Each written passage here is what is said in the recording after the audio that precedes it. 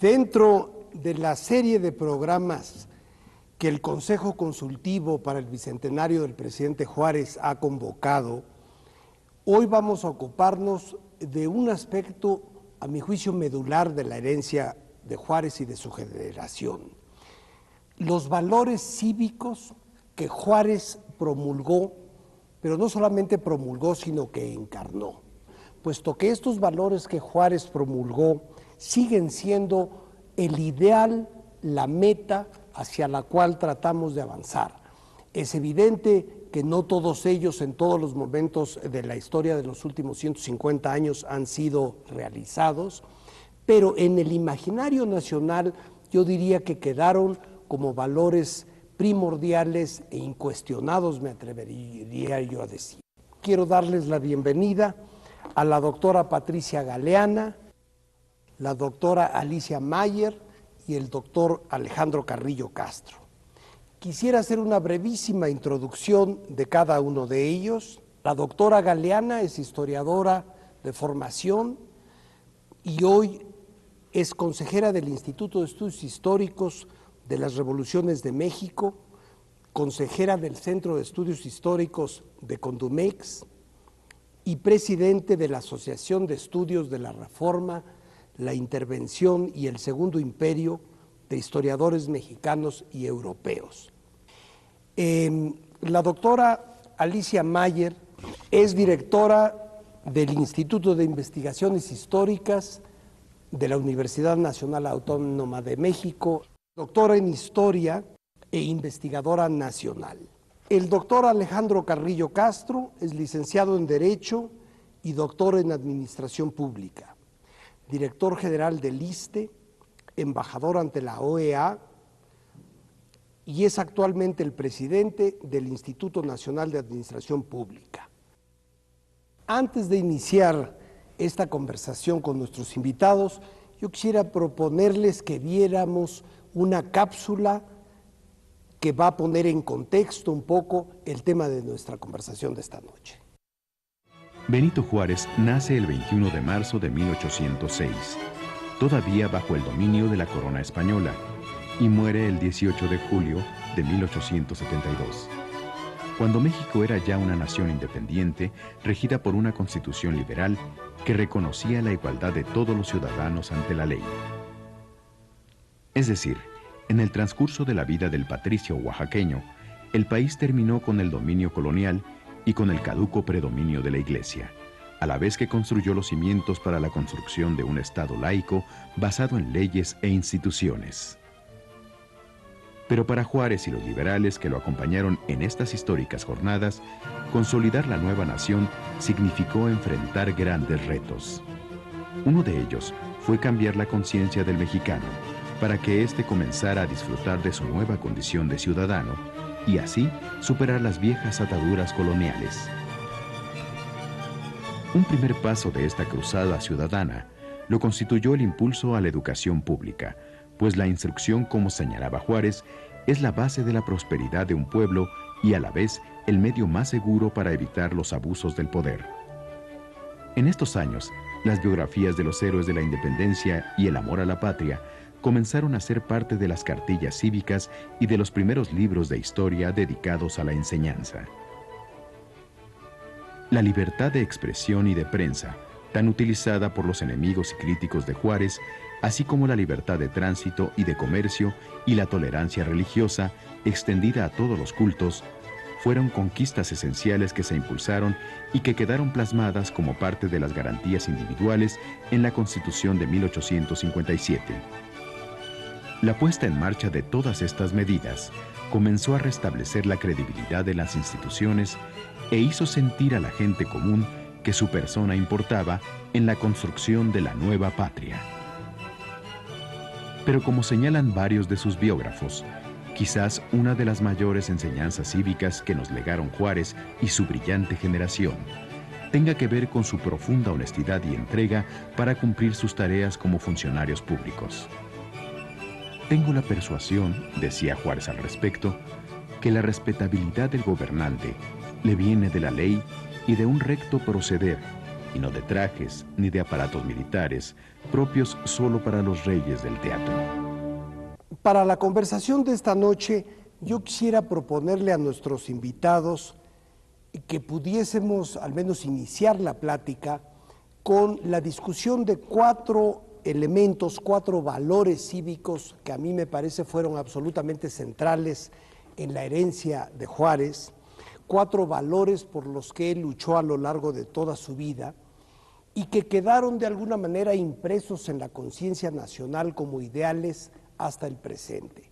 Estos 4 valores que yo quisiera proponer serían la igualdad ante la ley, la idea de que cada ciudadano tiene una condición de igualdad ante la ley y que no puede haber en una sociedad una suerte de compartimientos estancos, donde por un lado el ejército, por otro lado la iglesia y las clases privilegiadas tuviesen un sistema legal distinto del ciudadano común y corriente. Otro elemento vendría a ser el desarrollo y el fortalecimiento de una sociedad civil.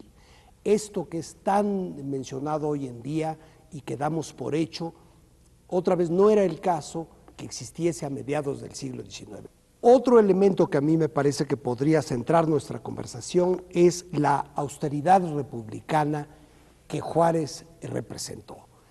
Es evidente a través de su carrera, pero sobre todo cuando estaba ya en la presidencia de la República y durante sus gestiones como gobernador del estado de Oaxaca, que Juárez actuó con un estilo, una manera de hacer las cosas que era la antítesis de lo que se estilaba hasta ese momento. Y finalmente el cuarto elemento que yo propondría de conversación, que de alguna manera resume a los 3 anteriores, es la idea de la modernidad, la introducción en México de una sociedad y de valores e instituciones modernas, entendiendo por moderno todo aquello que empezó a surgir con la Revolución Francesa y con la Revolución de Independencia norteamericana y que venía a ser otra vez algo completamente contrapuesto y distinto a las instituciones coloniales. Estos serían, si están de acuerdo nuestros invitados, 4 puntos con los que podríamos iniciar la conversación. Bueno, yo creo que lo primero que debemos plantear es, cuando estamos hablando de un valor cívico, pues de qué se trata, ¿no? ¿Qué es esto de valor cívico? Y yo creo que observa un valor cívico aquel que está dispuesto a cumplir las leyes en beneficio de un bien común. Y más allá de un bien común, creo que sería del bien de la mayoría. Es decir, creo que hay un predicado ético de fondo, que Juárez se convierte en un paradigma, en una figura casi mítica, podríamos decir, en este sentido. Juárez engloba lo que es este predicado ético, este cumplimiento de la ley y este respeto a la legalidad. Yo creo que lo más importante que podemos destacar es el interés de Juárez por las garantías individuales como los grandes valores republicanos. Creo que en esto sí teníamos que hacer énfasis en lo que representa la figura juarista. Si un valor cívico tiene un consenso social o no, me parece que también es importante decirlo. No siempre se tiene un consenso social cuando estamos hablando de valores cívicos. Juárez no los tuvo siempre. En su lucha contra los conservadores y en su propuesta por quitar los fueros eclesiásticos y hacer una legislación civil, pues se enfrenta con la Iglesia, se enfrenta con algunas instituciones. En lo que sí creo que tuvo un consenso bastante generalizado fue en su defensa de la soberanía. Gracias, Alicia. Yo invitaría a Patricia Galeana a hacernos un primer comentario. Evidentemente tenemos que empezar por señalar que Benito Juárez es quien logra la consolidación del Estado nacional. Entendido como el Estado liberal de derecho. Es el tiempo eje de la historia mexicana. En cuanto a los valores cívicos, el civismo en efecto alude a la defensa de los valores de la patria. Bueno, yo quisiera recordar que el tema de la igualdad ante la ley fue ciertamente una preocupación fundamental de Juárez desde que él redacta la ley para la reforma de la Administración de Justicia en noviembre de 1855, que es realmente la chispa que desata la lucha por la reforma. ¿De qué estamos hablando? Estamos hablando justamente, como también ya lo había mencionado Héctor, del desmantelamiento del Estado colonial que todavía no se había llevado a cabo. Otro tema para dar respuesta rápidamente a los puntos planteados es el de la sociedad civil. En efecto, se está creando la ciudadanía y en ese sentido no estamos atrasados respecto a Europa. Hay que recordar que también se está creando el Estado alemán, se está creando el Estado italiano en el siglo XIX y que la idea es, ya se tiene la organización del Estado, ahora hay que crear a la sociedad que va a responder a ese nuevo Estado. Y para esto se necesitaba una sociedad sin fueros ni privilegios, un Estado no confesional, un Estado laico y desde luego una austeridad republicana basada en el servicio a la cosa pública y basada en el respeto a la ley. Había que sacar al país de la situación de cambios constantes de personajes en el poder, de cambios constitucionales, sin haber logrado una estabilidad política. Y todo ello implicaba la modernidad. ¿Por qué? Porque era ciertamente el triunfo del proyecto liberal que implicaba la desaparición de estas estructuras coloniales de las supervivencias novohispanas. Yo quisiera pedirle al doctor Carrillo Castro un primer comentario. Cada generación escoge cuáles son los valores que le parece que son más destacables de nuestros próceres en un ejercicio de encontrar también la justificación de qué es lo que estamos necesitando en este momento o qué es lo que estamos careciendo. Y creo que Juárez en ese sentido es una figura señera porque nos sirve para aquella generación, para la de hace 100 años y para la actual. Yo creo que esa es una de las cosas más importantes. El otro aspecto que también mencionaba Patricia es que hay que recordar en qué momento y en qué circunstancias vivió Juárez todas estas creaciones de estos valores. Juárez, como lo recordaba de alguna manera implícita Patricia, nació cuando México todavía no era país independiente, todavía era colonia. Y le toca, ya no es la primera generación, pero es la segunda generación que le toca dar esa lucha por la consolidación de la idea de una nación independiente, de una patria independiente. En ese momento no solamente había una desigualdad entre las clases, la clase militar, la clase eclesiástica, sino también dentro de la propia sociedad, la clase más baja, por decirlo así, o la clase a la que menos se le tomaba en cuenta, era la clase que precisamente Juárez representaba, los indígenas. Entonces, no estamos hablando de alguien que teorizar o se puso a escribir libros. Al señor le tocó saber que cuando nació y hasta los 12 años, él no era considerado ni siquiera parte de esa nación porque no hablaba el lenguaje o la lengua oficial. Y hace un enorme esfuerzo por aprender el lenguaje de la comunidad, de la sociedad a la cual no pertenecía, porque lo que quiere es pertenecer a ella. Segundo, hay que recordar que Juárez, cuando tiene la posibilidad de optar por seguir en el seminario para estudiar los aspectos de derecho canónico o irse al Instituto de Ciencias y Artes para estudiar la licenciatura, opta precisamente por la escuela que le va a mostrar que la ley es el camino precisamente para cumplir sus objetivos.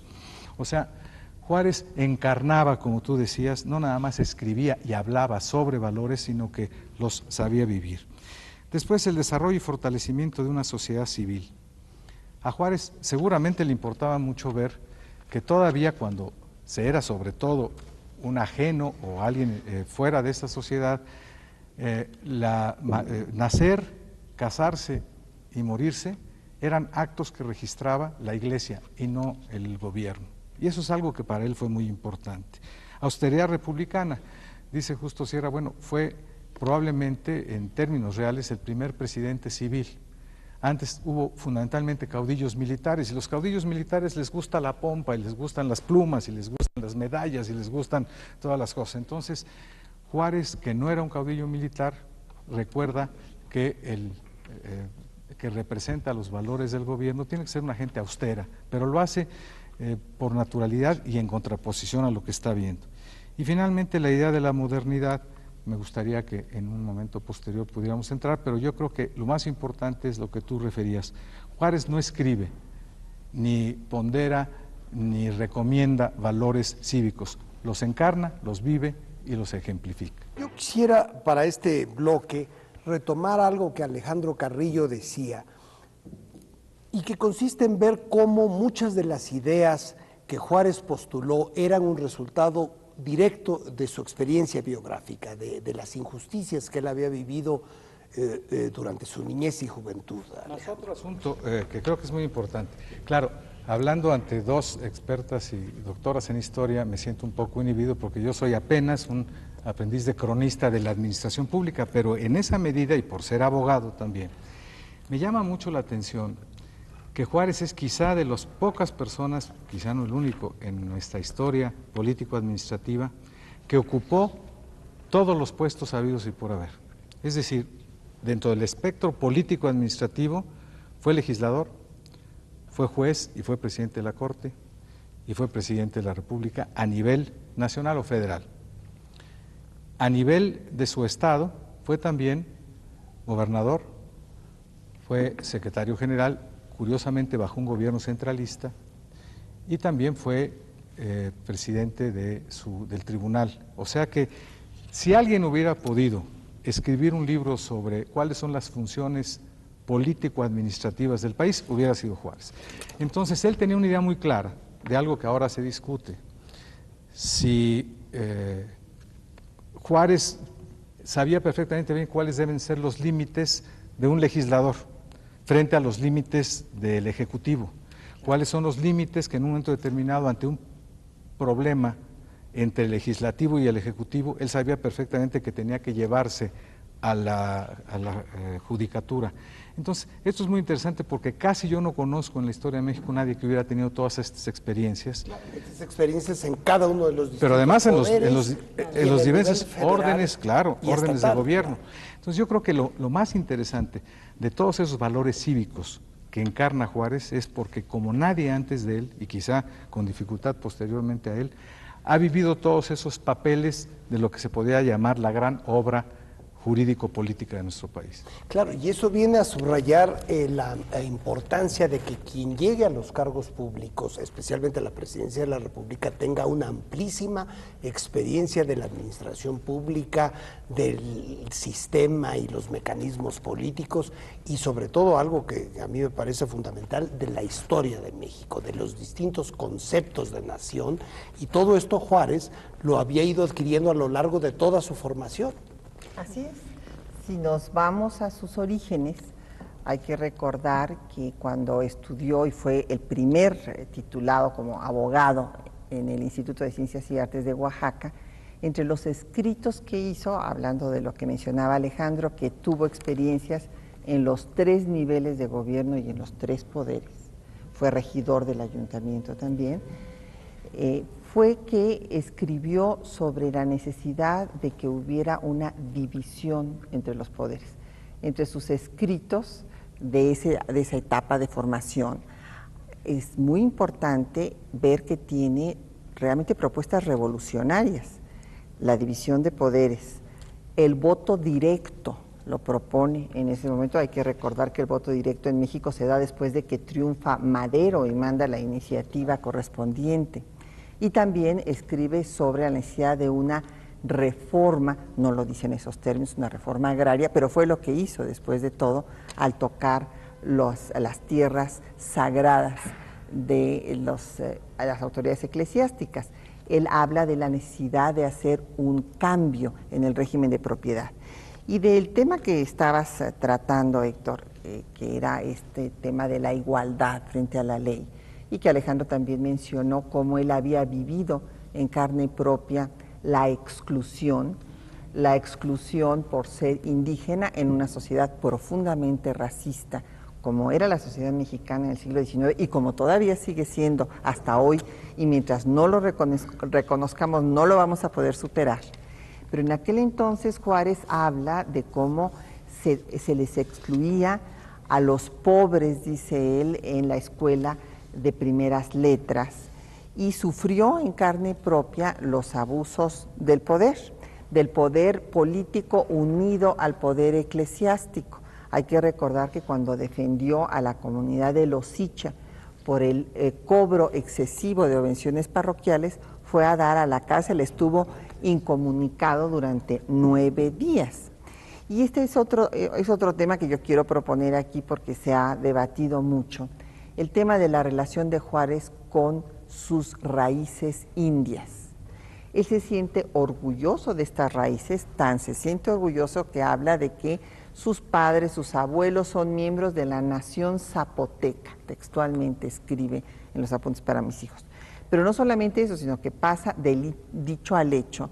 En la defensa de Los Sicha era una comunidad indígena, pero además hubo otras medidas que tomó como gobernador del estado, fue quien más escuelas hizo, porque además escribió que la forma de sacar a la población de su condición de miseria, desde su punto de vista, era la instrucción. Y por eso es que hizo escuelas como no se habían hecho antes, nunca en el estado de Oaxaca. Y escuelas para mujeres, bueno, eso es ya, habla además también aquí de otro principio de equidad en el que también pensaba, porque decía que las mujeres tenían que ser formadas porque tenían una labor sustantiva para la sociedad. Y otro, que es muy importante también, de condena a muerte a los traficantes de indios mayas. Entonces, sí tenía perfecta cuenta de la importancia de acabar con esa desigualdad que él mismo había sufrido en carne propia. Alicia, ¿tú piensas también que él es el primero entre nuestros gobernantes que plantea esta cuestión de la igualdad absoluta? Porque claro, de alguna manera en la colonia esto se había propuesto en términos, digamos, casi teológicos. Pero en la vida civil y política del país, ¿no te parece que quizá fue el primero? Sí lo creo. Los historiadores tendemos a desmitificar a los personajes en aras de una mejor comprensión de las figuras históricas, pero yo creo que Juárez sí fue un hombre excepcional, no solo porque lo que ha dicho Alejandro, lo que ha dicho Patricia, en su calidad humana, en su lucha social, en su esfuerzo por mejorar, en su interés por educarse él y educar a la sociedad, sino por lo que tú has dicho. Él tiene la ley como guía y norte de todas sus acciones, y una persona que observa la ley en beneficio de los demás es una gente que abre a la sociedad la posibilidad de que se cumpla la ley también. La sociedad colonial manejó dos cosas, manejó el concepto de patria, eso lo podemos leer desde Torquemada en el siglo XVII, principios del siglo XVII, el concepto de patria, y el concepto de igualdad ante Dios, digamos, ¿no? Ante Dios. Pero en términos sociales y civiles, pues no operaba esto en una realidad. Creo que sí es el primer estadista, y por eso se le considera un excelente estadista. Y volvemos a la cuestión esta de Juárez como creador de principios y valores cívicos. Claro. No, por contraposición a lo teológico. Creo que las leyes de reforma es una respuesta a eso, ¿no? Es una respuesta a llevar a términos de toda la sociedad principios fundamentales que ya se pueden recoger desde la colonia, pero que de hecho no se dan. Se dan de facto, pero no de jure.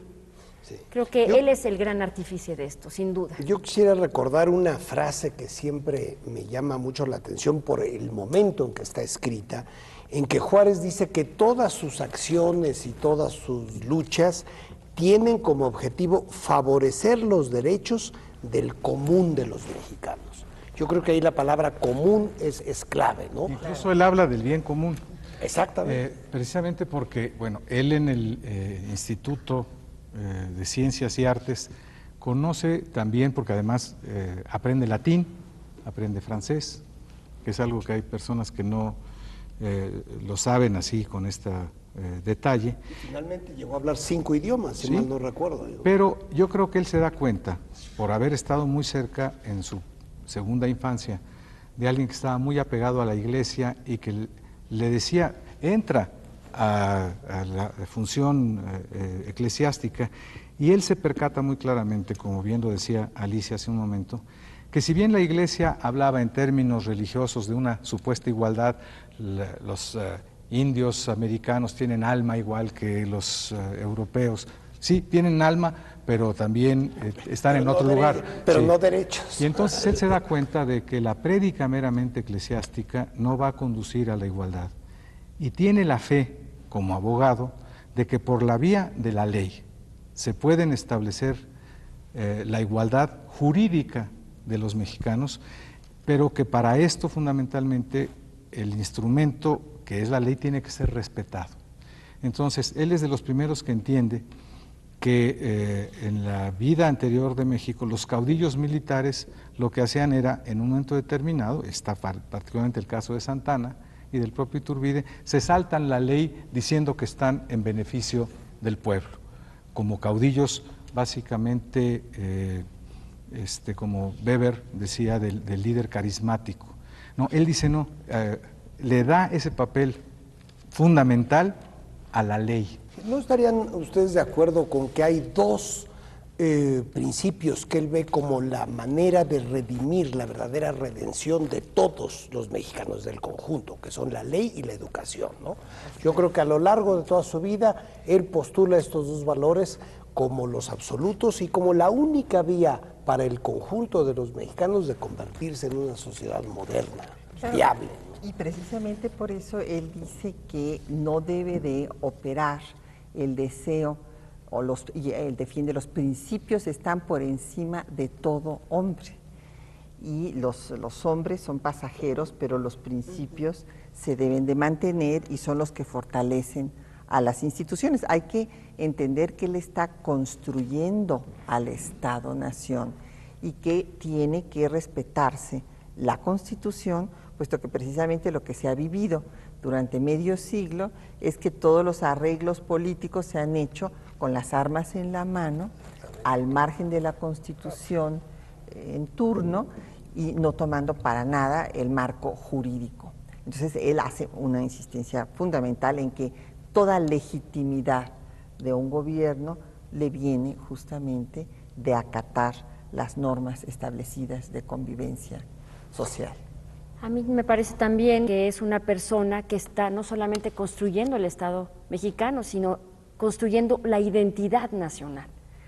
Y nosotros no podemos, identidad, ¿no? Porque el hecho de recuperar la importancia del indígena es que forme parte de esa comunidad social en la historia de México.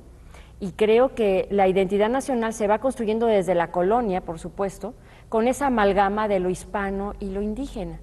Y ese énfasis que él pone en los indígenas, creo que es una cuestión muy importante para fines del siglo XIX, en este proceso de construcción de una identidad nacional, que todavía estamos construyendo, por supuesto. Es que la única manera de poner un ejemplo, como tú decías, de encarnar un valor es igualdad ante la ley. Hasta que un indígena pudiera ocupar el puesto más alto jerárquicamente en la política, se hubiera podido creer que eso era que real. la ley Era posible. que era posible. Sí, Era posible, en el fondo, además. claro, él realiza incluso el ideal que él mismo había postulado. Bueno, su mismo ascenso a la primera magistratura del país es una reivindicación de la raza sometida per se.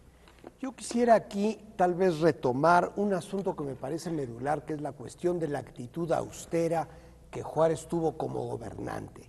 Me gustaría recordar un detalle. La segunda vez que él va a Oaxaca como gobernador, él pide que se le quite la guardia militar que los gobernadores tenían en torno a sus casas hasta ese momento, y él dice que su única, que la dignidad de su cargo la obtendrá o cumplirá con ella a través de su conducta, que no necesita tener guardias militares. Y también había el detalle de que los gobernadores usaban un sombrero particular en ese momento y él se rehúsa a usarlos. Él dice que su conducta será lo que le dé dignidad a su ejercicio del poder. Y encara justamente esta visión de la autoridad. Hay que ver que por eso se viste de negro, con toda propiedad. ¿Eso era deliberado? Sí, también, claro, eso, porque sí. él está encarnando a la autoridad Y por eso una de las críticas que se le han hecho es que fue un hombre autoritario. Sí, en efecto, si hay críticas al presidente Juárez sería en ese sentido y porque según sus críticos también tuvo cierta renuencia a separarse de los cargos públicos. Sí, pero aquí yo creo que, bueno, no hay que descontextualizar las cosas porque ciertamente los historiadores revisamos la historia porque siempre le estamos haciendo nuevas preguntas al pasado para comprender nuestro presente, ¿no? Y tener además otras perspectivas, tenemos otros documentos, en fin, y la vamos reescribiendo.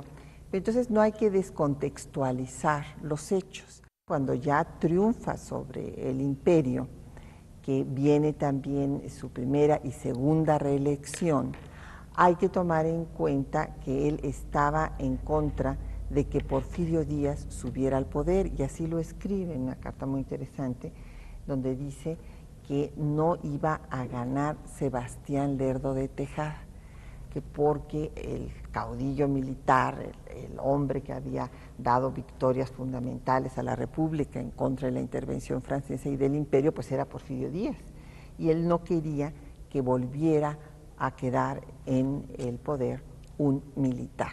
Y él da esto como una explicación para aceptar su segunda reelección. Juárez, al igual que muchos mexicanos posteriores a él, también sale de las fronteras de México y tiene que ir a vivir, a trabajar a los Estados Unidos. Y va a trabajar en condiciones muy humildes, él allá en Nueva Orleans, cuando algunos otros exilados, Ocampo mismo, que era una gente muy rica en términos económicos, está escribiendo y haciendo cosas, Juárez enrolla puros porque dice que se tiene que ganar el sueldo trabajando, porque le parece que eso es lo digno, cívicamente hablando. Y que además es muy interesante, su esposa, para coadyuvar al gasto del marido que está en el exilio, pone una tienda, diríamos ahora un estanquillo, y de ahí con el trabajo de la esposa también le manda dinero a Juárez para que subsista. Esto es, decía de alguna manera Alicia, encarna los valores de la familia, pero encarna también los valores de un equilibrio familiar en donde ya la mujer, que es una mujer que ha estudiado, que sabe leer también, no le encuentra el indigno que por las circunstancias que está viviendo también la mujer contribuya a esa vida familiar. Yo creo que son cosas muy interesantes. Hasta en eso era moderno, ya hasta se en eso anticipaba, era ¿no? Bueno, y él acaba enamorándose de una mujer que tiene una posición social distinta a la de él, y ella, que así bueno, sería el caso excepcional, ella se enamora del indígena. El amor como vehículo para igualar, no nada más la ley, sino el amor. Entonces, a mí eso me parece que nos hace muy accesible el personaje histórico, ¿no? Alicia, ¿y tú estarías de acuerdo en que entonces la forma de ejercer la democracia se tiene que adecuar a las circunstancias específicas de un país, de un momento dado? Porque como gobernador y como presidente, Juárez no fue un demócrata en el sentido quizá más riguroso de la palabra, pero según nos explica Patricia, esto es una respuesta a las circunstancias del momento. ¿Tú estarías de acuerdo? Sí, estaría de acuerdo que la democracia como concepto no se ha podido aplicar, yo creo que ni en la misma Grecia. Si nosotros recordamos cómo Jefferson manejaba el concepto de democracia, pues también nos quedamos con una parte muy trunca, ¿no? Él no dio el reconocimiento a un hijo esclavo, etcétera. Se tiene que tomar en cuenta que en ese momento, cuando se está luchando una guerra civil y después se está luchando en contra de un ejército de ocupación extranjera, no es un momento para poder pues estar tomando pulso a lo que dice la opinión pública, que cabe destacar que él escribió que para él era fundamental la opinión pública y que la fuente de poder era el pueblo, o sea, el principio de Rousseau de soberanía popular lo maneja a lo largo de sus escritos. Pero cuando puede, sí se somete al plebiscito nacional. Pues muchísimas gracias y en una próxima ocasión abordaremos otro de los aspectos fundamentales del legado de Juárez y su generación en ocasión de este segundo bicentenario del nacimiento de Benito Juárez. Gracias y buenas noches.